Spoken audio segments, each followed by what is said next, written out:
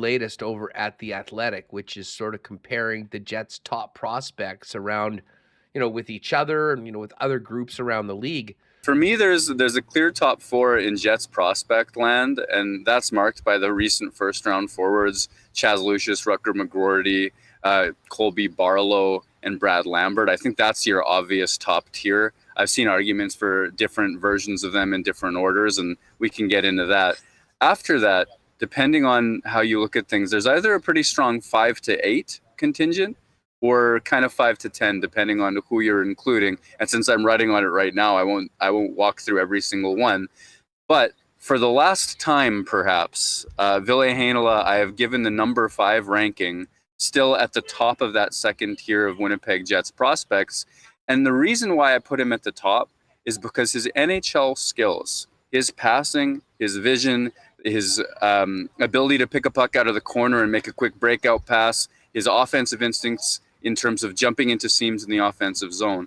All of those are NHL level. All of those are dangerous. All of those are elite at the Manitoba Moose level, such that his defensive problems, which do exist, at the AHL level are completely outshone by his strengths.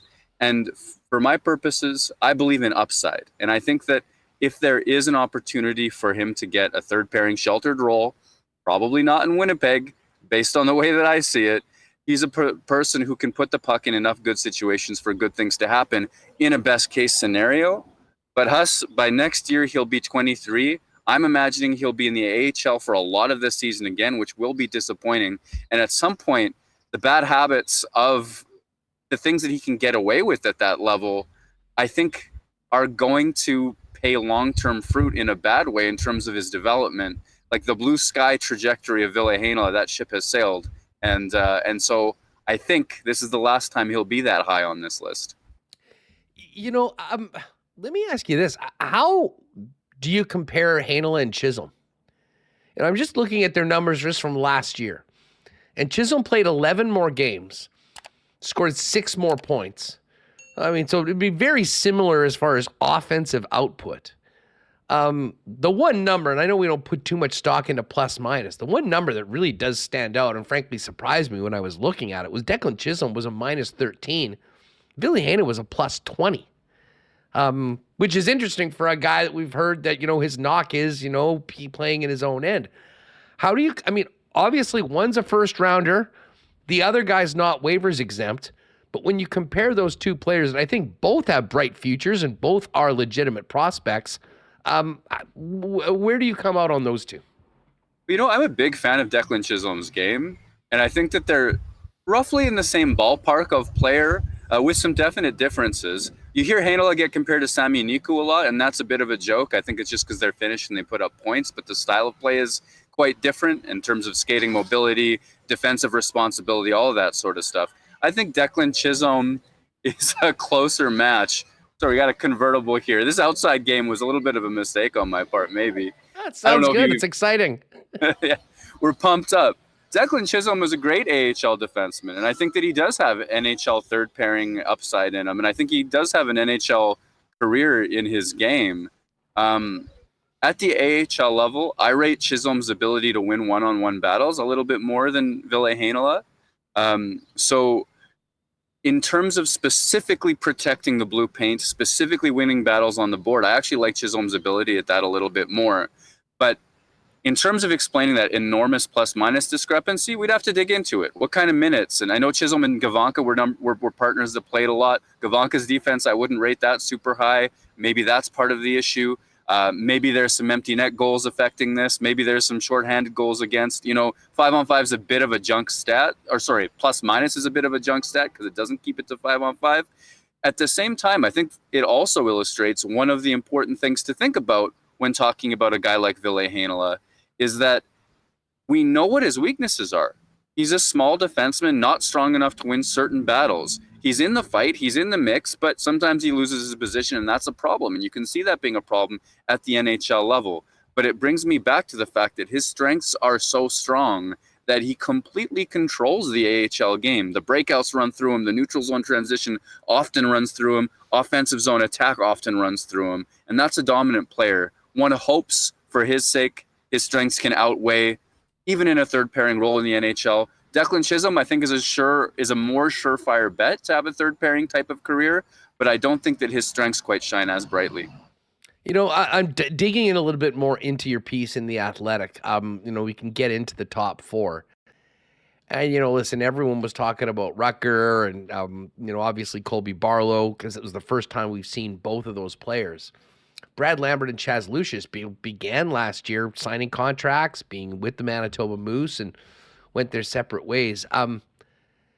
Chaz Lucius is fascinating to me because there's, while maybe not as heralded as some of the others, it's the injuries that have sort of kept and held him back. And listen, they always say the best ability is availability, and that hasn't always been there. But you're very high on Chaz, certainly when you're ranking these players. Tell us more about Chaz and why you have that opinion of that. If he can stay healthy and stay on the ice and stay available, the sort of difference maker that he could project to be for the Winnipeg Jets down the road. Yeah, I think because of how shiny all the other top four guys are, I think Chaz Lucius kind of gets papered over a little bit, and his injury history is certainly an enormous part of that. But Brad Lambert comes in and like 3-on-3. He has this shift in preseason last year that has everybody just scintillated, right? Like there's this offensive pop and this dynamism to him that people kind of fall in love with and catch on to, even though at that stage he had quite a lot to learn, especially at the pro level. He wasn't an impact Moose, right? Like there's people clamoring for him to be in the NHL based on that, and yet he had a lot to learn at the pro level. And my goodness, Lambert was great in the WHL. Rucker McGroarty, pardon me, not only the leadership, the vibes that we're all so enamored by right now, but he went to Michigan and it went a point per game on one of the most dangerous lines in college as a freshman, completely giving value to that pick that Winnipeg made. And then, of course, Colby Barlow, his shot is absolutely incredible. He's a 50-goal scorer. He'll be flirting for the OHL goal lead next year for sure. He finished 5th this year. His release is incredible, and he's got the vibes too, right? So why would I put Chaz Lucius number one? He's had surgery on his shoulder, his knee, and his ankle at this point in his career. If I've got all of that right, it's right in the piece, but just we're trusting my memory here. That's a problem. His season ended in January. It's the 3rd straight season he's been shut down. That's a problem. But when he's been healthy and when he's been on the ice, he was a more dynamic Moose player than Brad Lambert was. He put an incredible number of points together in a short sample size in the WHL when he moved there. And I think everybody was excited by that. For me, with Chaz Lucius, it's upside, and it's based on the way that he gets his points. It's not just wheels. It's not just a shot. It's that he gets himself into dangerous situations in the offensive zone, and the way he processes the game, he's making reads not only of the defender that's covering him one-on-one, but he's sussing out how the coverage is on the other players in the zone as well, and reading the play at an elite level that these other guys actually probably don't have. And so he's a danger as a shooter. He's a danger as a passer as well. And he has a combination part of me being able to read that game at an elite level. His shot is clever. It's tricky. He goes against the grain very often. He's a scorer at all the levels that he's been in. Hat-trick at the bronze medal game of the World Juniors, including the overtime winner. And just a degree of hockey sense that makes me think that the offense he has now, he will be able to bring to the next levels of his game with him. And I think we're sleeping on him unless this injury history just becomes an injury future as well. If he stays healthy, I think he's got a special future. Well, let's assume and let's hope for the best for him health-wise. How do you see the organization? Well, what do you think the best path for him next year? I mean, he's very Moose. Moose, and just the season and trying to be a top guy there, and basically force his way up to the big club at some point. That's exactly it. And I see, there's a rough line in the sand. If a guy can hit about a point per game in the AHL as a 20-year-old or thereabouts close to that age, you can usually project top 6 NHL success in their future. And I think with Lucius's health issues to this point, the fact that he went down to the dub, just like Lambert did last year, you certainly wouldn't have seen AHL dominance yet. but I think that that's well within both players' wheelhouses this year. I think it would be a mistake to rush him any higher than that level. I think that he's probably, and this would apply to Lambert too, I mean, not only because of age, but both players are too good for the WHL at this stage of the game. Bring them in, play them with the Manitoba Moose, let them be counted upon. Let them be dynamic players who know what a hot streak is like and a cold streak is like against professional players in a situation where they're still scoring reasonably often. Maybe mid-season they've done so well you can change how you think about it, like the Kyle Connors or Jack Roslovics of years past.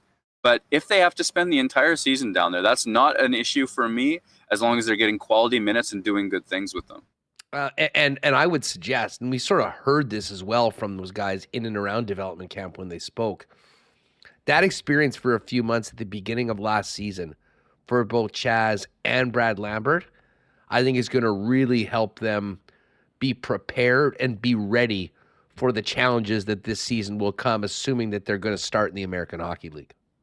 Yeah, I think about it in terms of problem solving, in terms of like, how are they going to do the thing that makes them special, right? And for Brad Lambert, we could talk about his speed and that elite skating that he has, and the way that he loves to have the puck on his stick and generate. And you can look around prospects who put up a lot of points, and few of them just have that hunger like Brad Lambert does to make something happen when he's got the puck on his stick. Well, at the AHL level, he's still faster than a lot of guys, but his first stint, there were players thinking the game a little bit faster than him, or maybe there were moves trying to go wide on people that worked for him at other levels and definitely worked for him in the WHL in terms of opening up space that didn't quite work for him yet. But the game is going to slow down a little bit as his brain catches up to the pro speed.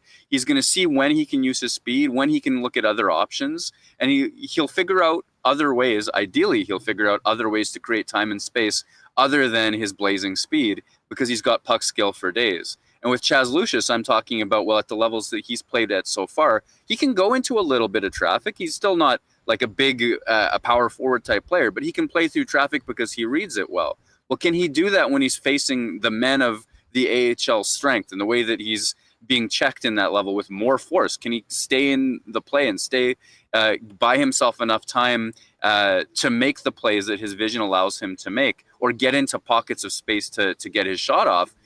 And I think that in terms of where they're at in their development, the AHL will be hard and a level that they can win at. And I think that's the perfect zone of development for both guys. And it'll be about figuring out how to do that thing that they do well, but at that next level against men who think the game at that level and who have that strength as well. Murat, I'm really looking forward to seeing what Colby Barlow can do in training camp. As opposed to the other guys, he's the one Canadian player, and he's being drafted from the Ontario Hockey League, which means as of right now, if he's not in the NHL, he's got 2 more years of junior. He already seems to be a very mature player, both mentally and physically. We joke about, he's growing a beard at 8 years old and, with the way that he looks. Let's just assume that he goes back to the Ontario Hockey League and has another great season, scores a tons of goals and is the captain and does all that. Do you think that, let's assume that is the case this year. Do you think he's in the mix for next season? Because it will be NHL or OHL for him as opposed to the other players that have a little bit more option. Hey, I'd love to see that, to be honest.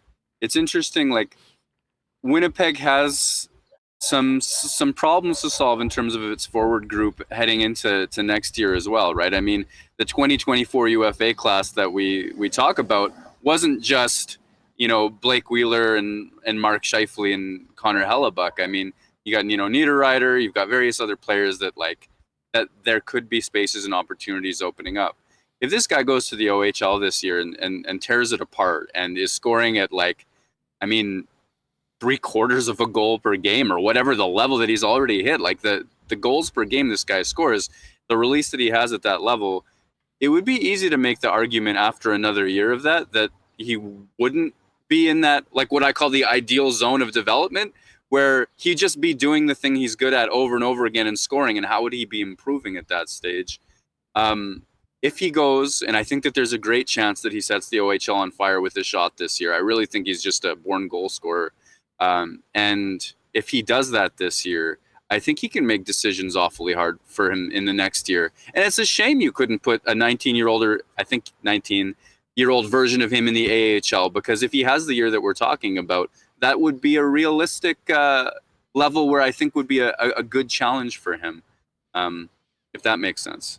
No, it certainly does. And, I guess I'll transition over to Brad Lambert, because Lambert, as far as his experience, is as interesting as maybe any prospect in hockey, to be honest. I mean, he's played with the men in the Finnish League. He's played in the American Hockey League. He finished last season in the WHL. And he seemed to finally really be comfortable and really get his groove back and his confidence back last year in the Western Hockey League. I mean, we've talked about the most likely spot for him is with the Manitoba Moose. But when you think about the path that he's traveled and the player that he is and presumably is right now heading into training camp, what's the best case scenario for Brad Lambert next year when it comes to the big picture in the organization? Not necessarily, starting with the club and scoring a couple goals in the first week and having everyone talk about him. I mean, as far as establishing himself eventually as an impact NHLer that can be a difference maker for the Winnipeg Jets. So here's my best case scenario that I still think is realistic. He goes to camp. He has a phenomenal camp in these sort of like tweener competition exhibition games that are not quite NHL rosters. He shines again because he has speed and he has all of those dynamic qualities about him. He feels confident. He goes to the AHL where he produces, where he finds a way to get consistent minutes, consistent offensive opportunities, and he solves those problems, and he uses his wheels and he uses his shot and his stick handling, and he gets into dangerous situations consistently, puts up a lot of points, enough to feel really, really good about what he's doing there. Probably I would like for him to put up a lot of points and then struggle and then put up points again, honestly, to go through that type of development. And a best case scenario, if we're talking about blue skies, is he does that so well that for some reason there's a pretense to give him a few NHL games as well this season. And then he finishes the season with the Moose, has a brilliant playoffs, heads into next year brimming with confidence. What I don't want to have happen is the guy come up and play 8 minutes with the Winnipeg Jets a night, or stay in the press box, or have some success with the Moose and get promoted before he's ready, and all that sort of stuff. Because just think about it. You're a teenager, what was he, 16 when he started playing in Liga? He becomes a professional. It's incredible. He perceives himself as a professional. He plays at that level. He would have expected, I'm sure, to have even more success with the Moose last year. The WHL probably didn't feel good to go to as a concept immediately, right? Because for years, his self-paradigm would be, I'm a pro. And I'm not in his head, but I'm just thinking, if I were in that situation, that would be a real tough situation to transition out of. But when he did set things on fire in the WHL, life was great for him. And I really think that what's best for Brad Lambert is to be able to do that at the AHL level with consistency before he's an NHL player. Murat, one more on prospects. And this guy, wasn't in that top 5. But I will pose the question coming out of development camp, as it pertains to defense. I mean, you've got Ville Heinola mentioned. We were just talking Declan Chisholm. Might Elias Salomonsson be the real number 1 defense prospect in the organization? 100% possible. I have him in that next wave. I talked about a 5 to 8 type, and he's in there. Chibrikov is in there as well, who I would also hope has a strong AHL season, productive, just in the same vein we were talking about the other guys.